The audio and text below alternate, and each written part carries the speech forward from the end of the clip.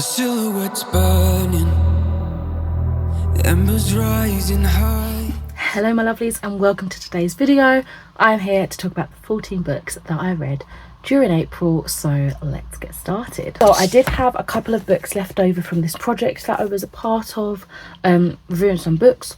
The dates and like announcements and things are coming into fruition very soon, so I'll be able to release the vlog and the reviews about those books hopefully by June. I think by the end of June, we shall see. So I am just gonna glaze over those books. So the first being Red Star Down by DB John, which I gave a 3 out of 5 stars.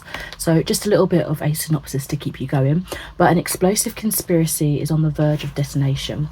A Korean man is poisoned in broad daylight, a Russian intelligence officer is assassinated in a Washington hotel, and a world of shifting allegiances and global political espionage is taking place. 95% of this did go over my head, but this was really gripping, so I will give you some more information on that in that video. Also, same sort of spiel for this one, The Shadow by AJ Chowdhury, which I also gave a 3 out of 5 stars. This is actually the 5th book in the Camille Rahman series. This one's about a ritual killing, an ancient curse, and what is myth and what is real. The plot was definitely compelling, shocking, satisfying, and I did have some quotes for this one. So I've got this one that was on page 324 to 325. At core, all religions say the same thing. Once we were part of God, then we got separated from that life force. We live our lives in longing and grief, trying to reconnect with it once more and never succeed. I was soon joined with him again. Loved that. And then I think the last book that was part of that challenge, was Boudica's Daughter, which was absolutely exceptional. Oh my god, if I didn't already talk about it a lot in the vlog that's coming up, I would do a dedicated video for this because I absolutely adored it. So this is telling the story of the child of one of ancient Rome's most implacable foes, Boudica, and it gives a voice and a story to the children of this Essene warrior queen names. They didn't have anything besides of the horrific brutalization that happened to them. So this kind of is like a reimagining of the eldest daughter and what her life could have been. It was emotional, it was gripping, absolutely fantastic. I've got a couple of quotes here. So this one is from page 58. At night the attack returns to me in terrifying vivid images, but when I piece together what happened to become master of my own story, my memories elude me, darting from my grasp like fish in a fast-flowing stream. When I press her, she feeds me fragments dipped in honeyed words like the bread. Ketcher was flogged in the yard, her back so badly injured nobody expected her to survive, yet she recovered, inspired by love for her daughters. I did skip a few bits there because some of it like spoiled the story. And 71, the centurion who ordered the rape of her children called the Essene lower than beasts. Now Rome will learn what it means to face a wolf without mercy. Beautiful.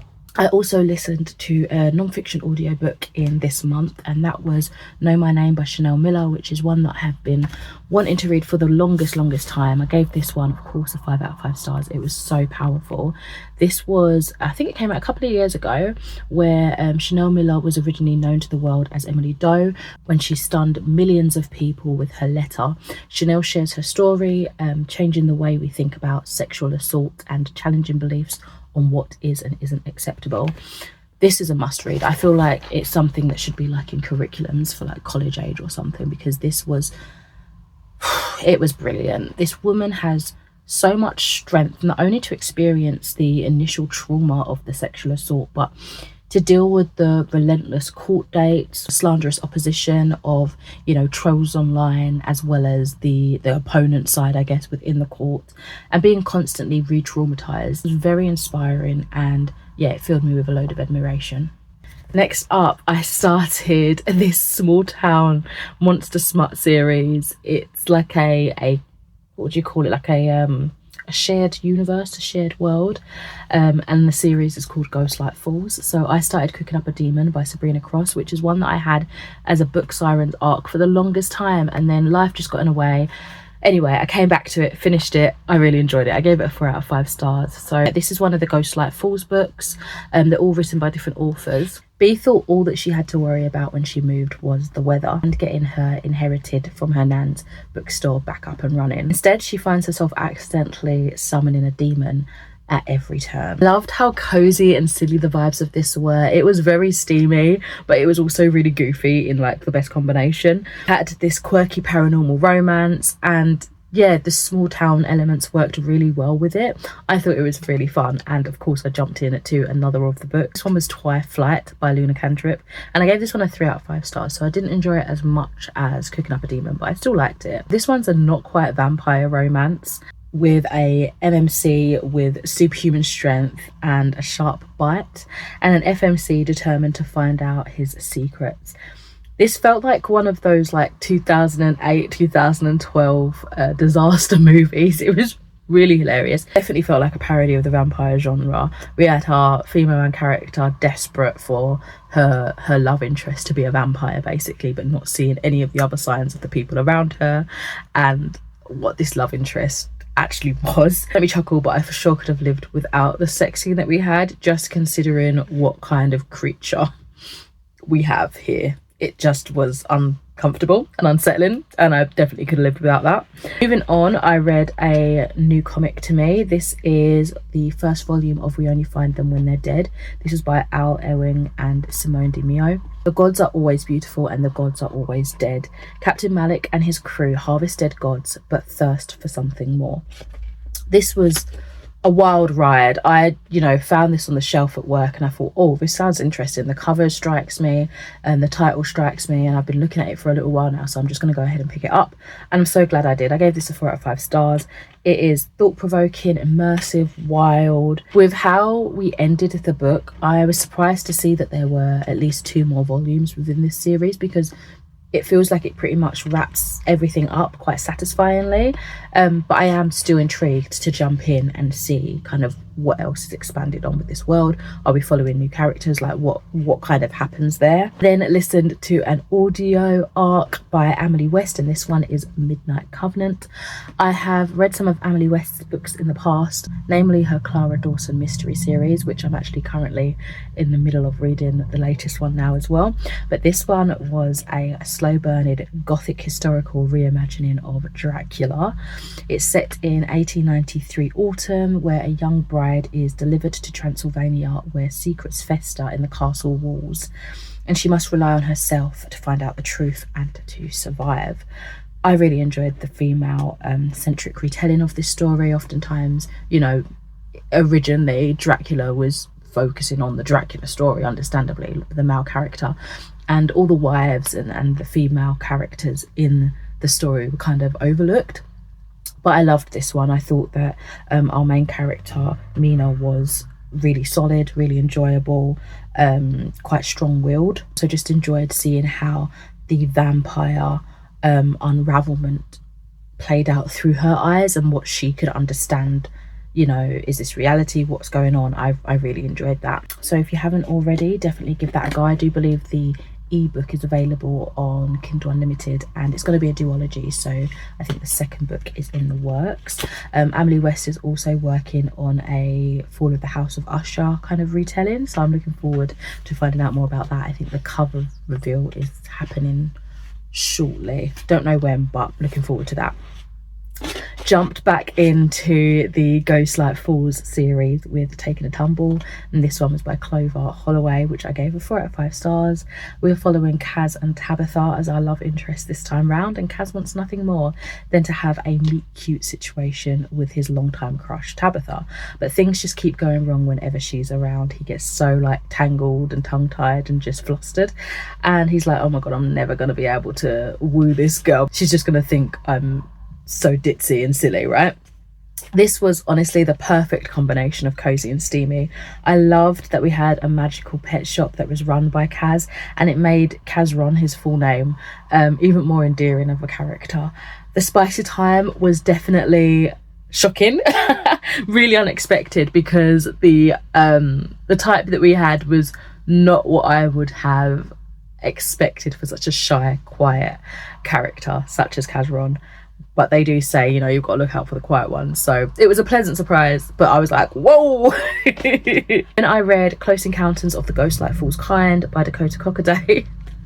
I really have to try and breeze through that. Cockaday.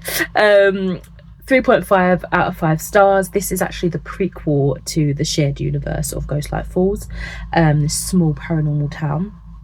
I had read, you know, about 3 of the main novellas up until this point, so I thought it'd be really cool to go back to the prequel and explore. I was kind of expecting a little bit more like fleshed out lore than what we got. Don't get me wrong, I did like the back where we had like the map, some like newsletter things. There was access to the free sort of magazine that exists in the world, so I've got like an ebook version of that, but I did think we'd get more lore. This was sort of more like a story about these alien encounters rather than how this town is the way it is and why everyone seems to think that's pretty chill and normal. Do you know what I mean? But I did enjoy it.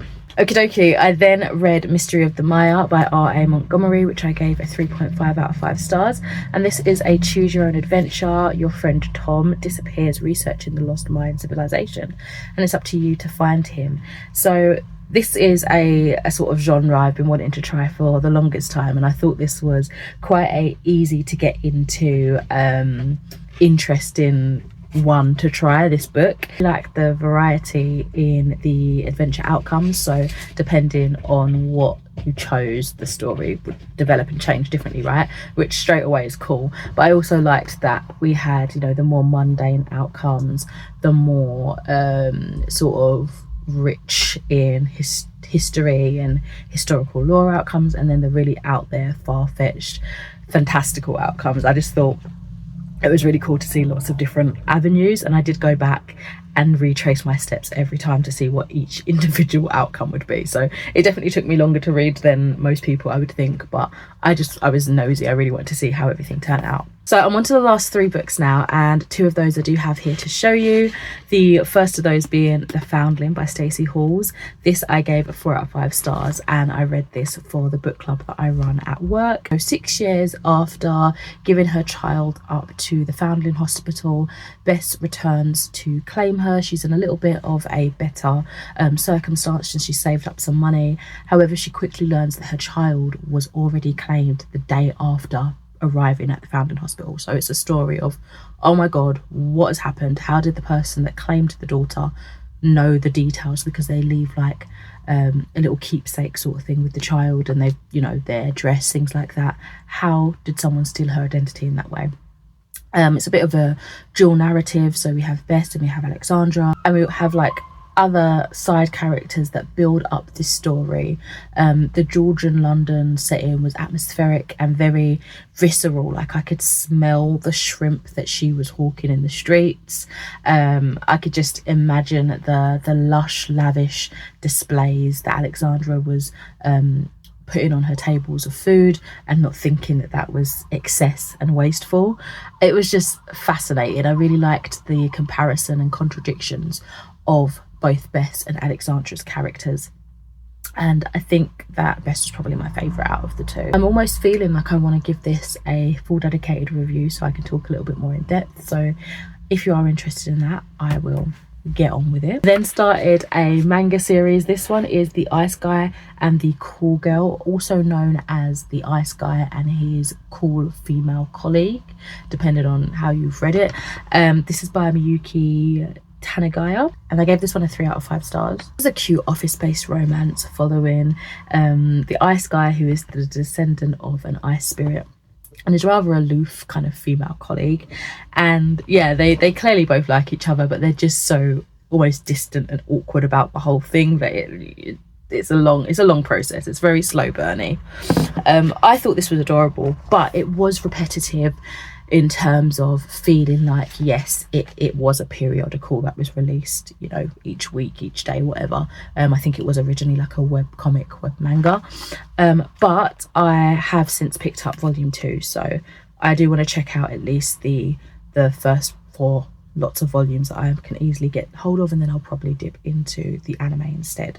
I do have a makeup look that I am planning to share when I've read a couple more of the volumes, because I'm going to do a voiceover reviewing the rest of the books that I've read to go alongside that, so keep an eye out for that. And then lastly, I've read Snow Glass Apples by Neil Gaiman, and this is a dark retelling of Snow White from the POV of the not quite so evil queen. So this was dark and gruesome. Honestly, the gorgeous illustrations and art style really helped amplify this already quite horrific and gory retelling. It was super atmospheric, super unsettling, and it also shed some light on the more hinted at taboo macabre themes. For example, you know, like all in the original like Hans Christian Andersen type works, and like the older Disney, if you look more into it, it's got things on like necrophilia and, you know, themes like that that I hinted at but not quite explicitly said.